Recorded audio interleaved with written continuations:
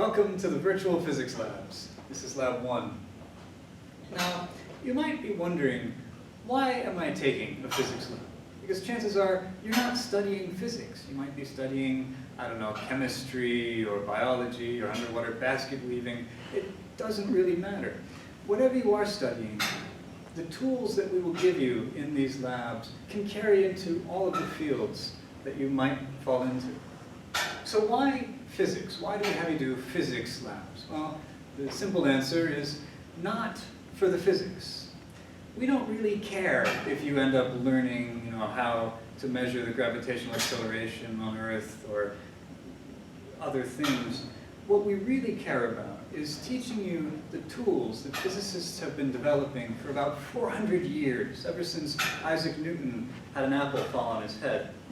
Since that time, physicists have been developing tools to take measurements and to account for how well we know what we think we know. Now this is a little bit of a strange concept to some people, that you can make a measurement but still be uncertain about the results. But this is a very common thing. Engineers will talk about tolerances. Chemists and biologists might talk about p-values. Statisticians will talk about confidence intervals. But it's all the same thing. It's all how well do you trust your data. Now, physicists, we like to talk about uncertainties.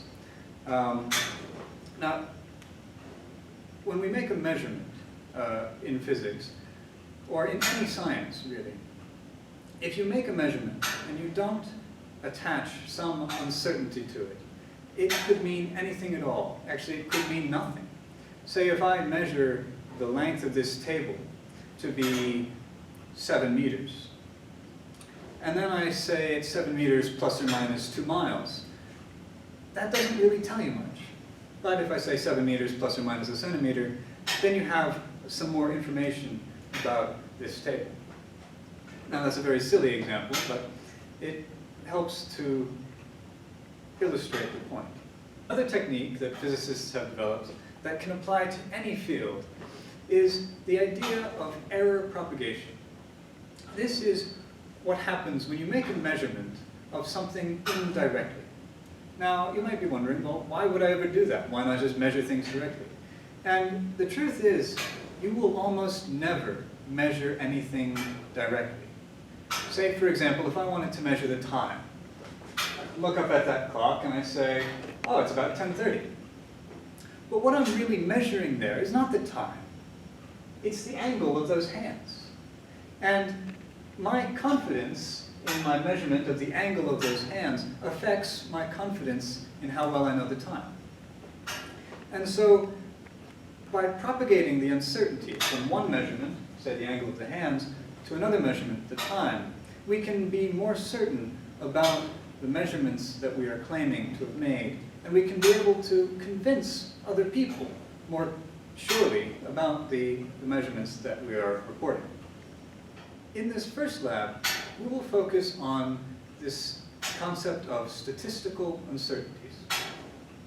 Now, a statistical uncertainty is one that shows up in very large data sets. Say if I take a measurement many, many times, if I measure the length of this table many times, I might end up with different results. I might end up with 7 meters or 7.1 meters or 6.9 or 6.8. And this is not my fault. This is not the fault of my ruler or anything else. It's simply due to the fact that measurements are not perfect. And because measurements are often not perfect in a very specific way, we can use many, many measurements to construct a measure of how far off we are from the real length of the table using statistics. One of the primary tools of these statistical analyses of data is called a histogram. Say I have measured the hair length of everybody in this room on average, and I've got 5.1 inches, 4.6 inches, and so on. I could look at this list of numbers and could tell you that maybe it's clustered around 5-ish. I don't really know. Maybe it's got a spread from 2 point something to 6 point something. But that doesn't really tell me much. There's a way that physicists and statisticians have developed over the years of condensing this data and extracting more information out of it than just looking at the list of numbers. So what we do is we take these points and we put them into what we call bins. This is simply plotting the points on a number line, like so, and then separating the number line into defined sections.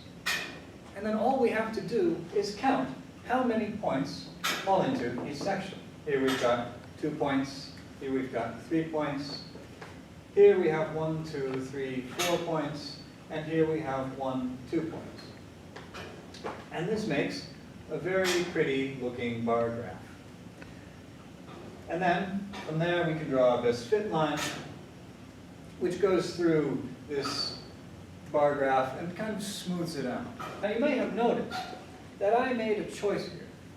I had a point that fell right on this 5.5 line. And I decided to put it into this bin here. I could have decided to put it into this bin. And this was a totally arbitrary choice by me, designing the histogram. So when you make your own histograms, you will have to decide whether you put the points that fall right on the lines in the bin to the right or the bin to the left. But be careful to always make it consistent.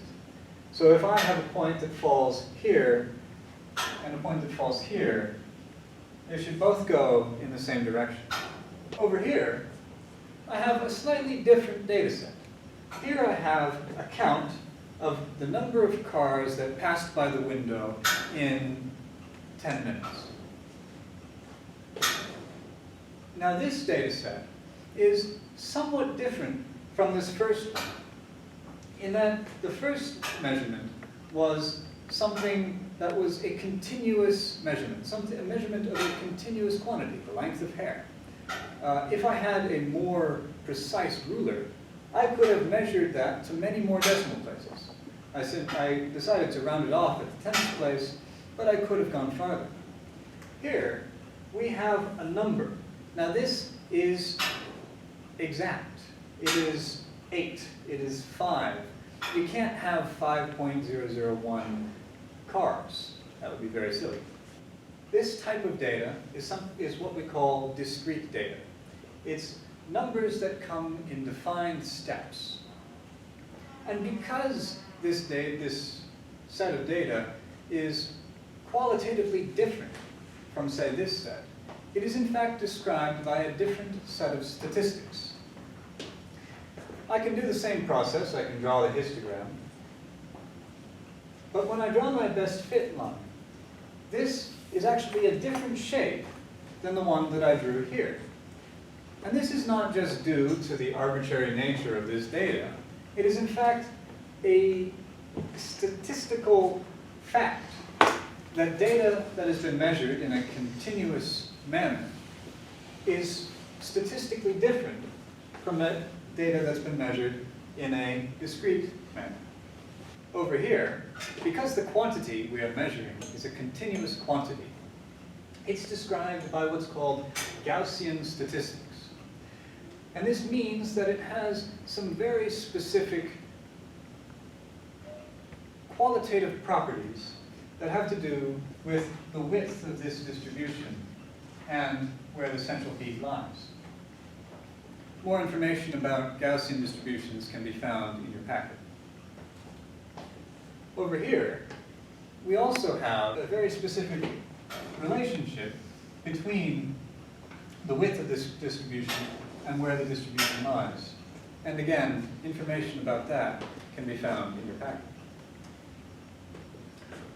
One very important thing to note is that with a discrete data set, where we're counting the number of cars passing, and we can describe this by the Poisson distribution, notice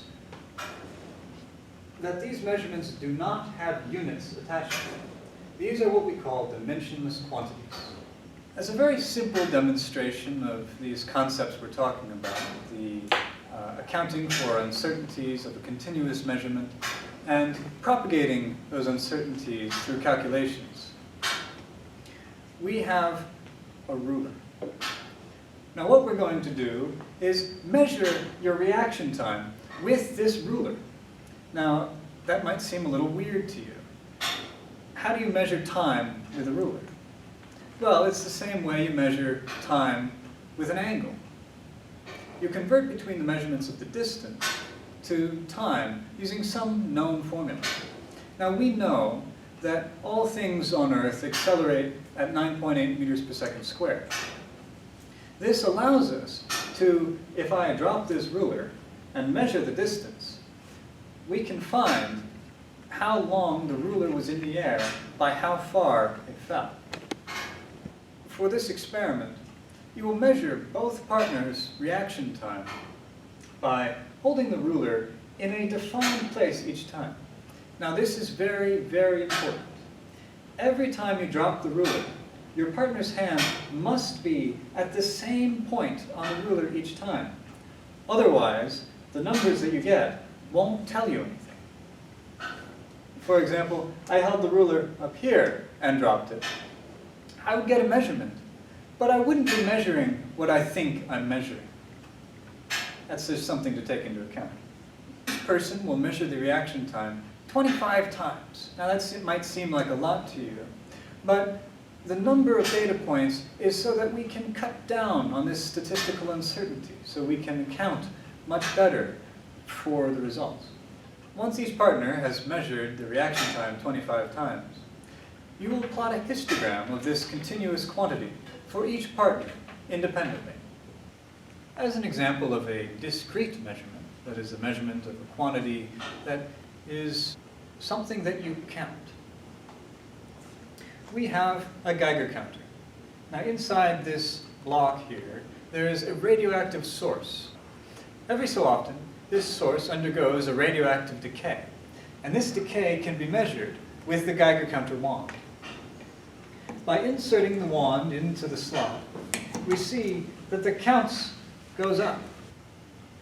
This Geiger counter counts how many radioactive decays every second. And so you'll notice that this number updates, and sometimes it fluctuates wildly. This is due to the statistical nature of the radioactive decay. We know that on average it has so many counts per second, but we don't know, we cannot predict exactly how many counts there will be in the next second. This block also contains a slot into which we can insert things to block the radiation. Notice that when I insert this block, the counts per second goes down. If I now remove the barrier, the counts, of course, goes back up. The data that we will take in this lab is simply a measurement of how many counts per second we see with nothing in the slot, with a thick piece of material in the slot, and a thin piece of material in the slot. From these, and from the statistics, you will be able to determine if there is any statistical difference, any statistically significant difference between having nothing in the slot or having these two barriers in the slot.